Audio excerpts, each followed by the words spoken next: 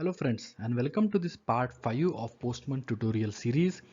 In last section we discussed about how we can create a request in Postman, how we can send the request to any HTTP endpoint, and what are the different response elements that are available in Postman application.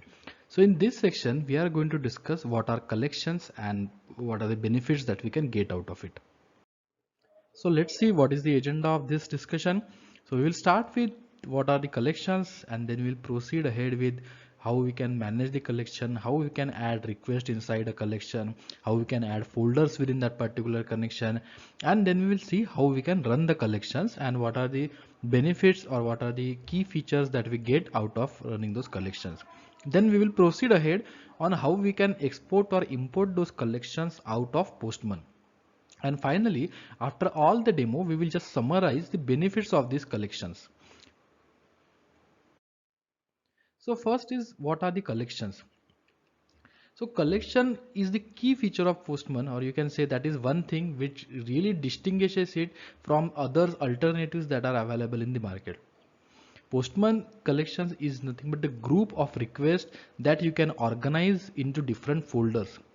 So you can create different collections for different projects, and those collections can be shared with different team members through your Postman workspace. Then you can add documentation to those collections, which makes it really helpful for your colleagues to understand what that collection is doing. So you can create your own testing documentation around that collection, and of course that can be stored and in a Postman cloud, and all your requests can lie within it, and you can enhance it the way your project grows further. So now let's open Postman and let's go ahead with the other parts in agenda wherein we will see how we can create and manage our collections. So I have my Postman application open. So first thing that I'm going to do is that I'm going to file, settings, theme, and I'm going to select the dark theme because this is the theme I usually prefer while working in Postman. So now coming back to collections, so you can see the left hand side panel wherein all the connections that are available in our workspace would be listed. So in our case we have created this one collection A in our last session, so that's why we are able to see it here. So let's go ahead with the first item that we had on our agenda, that was creation of collections. So you can create the collection in two ways.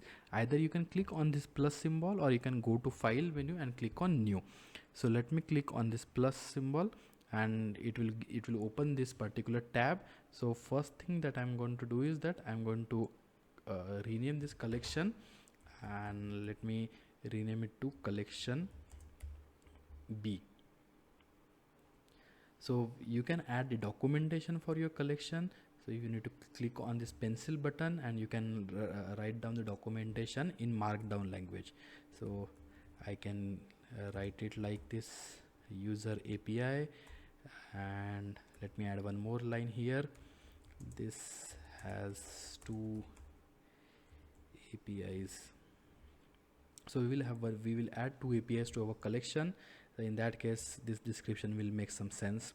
So in your actual project was, this documentation will contains what information your collection has, what APIs do they have, some kind of a functional overview of this collection, and that will help your other teammates who use this collection, or you who later works on this collection. So you can see you have few tabs or buttons available over here. So first one is the fork one. So if you want to extend your collection to some other collection, but at the same time if you don't want to alter this collection, then you can fork this collection to create a separate collection, and at later point of time you can merge those changes here. So we will see this forking part a bit later.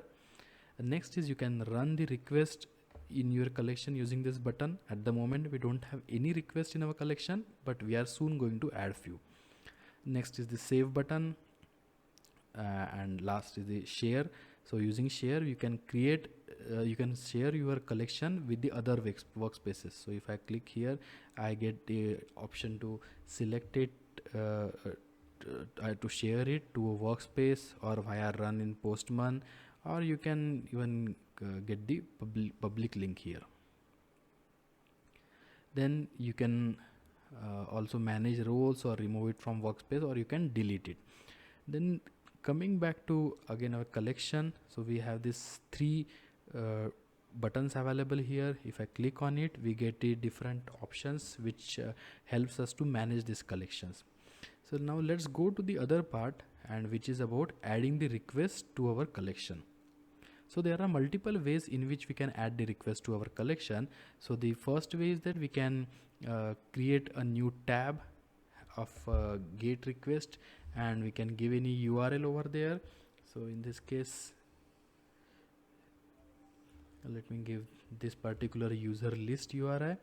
So you can see in this URL, this particular endpoint works perfectly fine in Postman. So let me name it to something better. So I'm not getting the option to save it, to update it.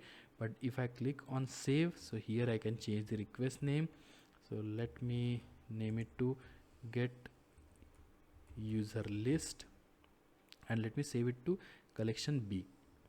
Similarly, if I already have any other API request open which belongs to any other collection, so in that case I can click on the save as button. So, and using this I can save it to the other collection. So now we have two API requests available in our collection. Similarly, we can also click here and we can click on the add request. So one more thing is that you can add the documentation to your API request by clicking on this view documentation button. So here you can add the details. For example, this is to get user list, and for the second one, let me add this is to get specific user. So I saved the documentation over it. So as I mentioned previously, in your case it would be some meaningful information about the request that you have added to your collection. So you can change the sequence of request within your collection. You can just move it, and there way you can change the sequence directly. The next feature that I want to show is that you can click on this button and you can click on this add folder, using which you can create a folder within your collection. So let me rename this folder as user, and you can add the request in this folder, or you can move the existing request from your collection to this folder. So let me move these two requests to this particular user folder. So now both these requests are a part of user folder within collection B. One more thing is that you can minimize this collection window, or you can again maximize it depending on the view that you prefer. Now you can see that in collection we have few tabs available over here. First is the authorization tab. So in case if the APIs that are part of your collection require some kind of authorization or authentication, then you can add it here in this particular tab, so that it will be applicable to all the requests which are in your collection. Similarly, you can have some pre-request script and variables and tests. So at this moment we are not going to go into detail of what pre-request script is or what variables is. We will keep it parked till our next session. Now next thing that I want to show is that we have this star symbol here. So wherein if I click on it, this particular connection is marked as favorite, and you can see as soon as I made this collection as favorite, it went on top of this list. So if you have multiple collections available in your workspace, then you can make any of the collections as favorite, so that they will appear on the top of this list. So the last thing that I want to show you about managing the collection is about deletion of those collections. You can click on this button and you can click on this delete. So this will delete the collection and it will put it in trash. So it will not delete it permanently, rather it will go to trash. So you can click on this trash button in case if you delete any of the collection accidentally. the collections that you delete are available in trash for 1 day in case you are using free account. If you are using the Postman Business or Enterprise, then you can recover the collections up to 90 days. And in case of team accounts, you can recover collections up to 30 days. So now with this context of collection, let's see how we can run the collection. So the easiest way to run the collection is that clicking on this run button. So let me click here. So you can see we have this run order available. We can shuffle it, we can move, we can change the sequence over here. We can also select or deselect a particular API request, and here we have something called as iterations, which will tell how many iterations we want to run for this request and what would be the delay in executing every request. So in this case, let me make it as 2 seconds. We can also provide the data file from our desktop. Then we can save the response. If you save the response, then ultimately it impacts the performance as it is mentioned in this point. Then we can keep the variable values. So at this point again we will see when we will deal with the variables. Then you can create this run collection without stored cookies. So then we have that cookies option also. So let me run this collection and see the kind of response we get. So you can see first request is in progress and both requests have completed. So let's click on this view results tab. So at the moment we do not have any tests, so that's why it is not able to understand if the request is passed or failed. In later sections we are going to add some assertions that will tell Postman whether the request has executed successfully or not. But you can see here that we got 200 response back and we got this response in 326 milliseconds and the size of the response. You can click it over here and you can see different part. You can see the request URL, you can see the request headers, we can see the request body, which is not available in this case. Similarly the response header and ultimately the response payload.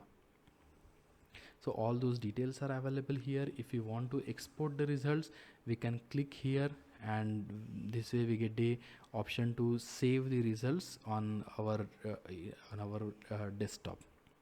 We can again run this collection from clicking on this run again button.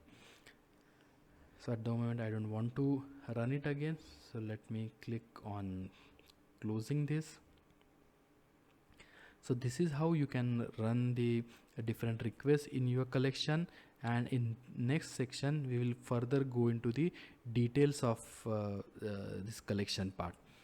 So I'll see you in the next section, and before going to next section we will quickly summarize what are the benefits that user gets out of this collection facility or this collection function which is provided in Postman. So let's quickly see the benefit of creating collections. The first is a collection can be imported or exported. It can save time by transferring the request. You can move the request from one machine to other. You can move the request from one workspace to other. Then second is the request categorization. We can create the folders and we can group them into those folders, and it makes it really easy to access. Next is we can write the scripts in collection. So at the moment we haven't exactly touched this topic of script, but essentially that scripts help us in running the in passing the data between different API requests. So if we have 3 or 4 requests in our collection, then those requests can share the data using those scripts. Next is we can run the individual request or a folder, or we can even run the collection as a whole in the Postman. So we have that flexibility available. Then we have the API documentation, wherein we can add the name, description to our request folder or to our collection. That helps others collaborators to understand the purpose and the other details of your collection. Finally, we can add the test scripts to our request, which can ultimately help us to build our integration test suite. And ultimately uh, with these variables, again one more thing which we haven't touched till now, but these variables and the scripts automatically helps us to save lot of time in overall testing. So this was a video about collections, and in the next video we are going to see details about variables. So thank you for watching, and as I said, do like and subscribe to the channel, and so that you can get the regular updates, and please check the other videos in my channel too. Thank you.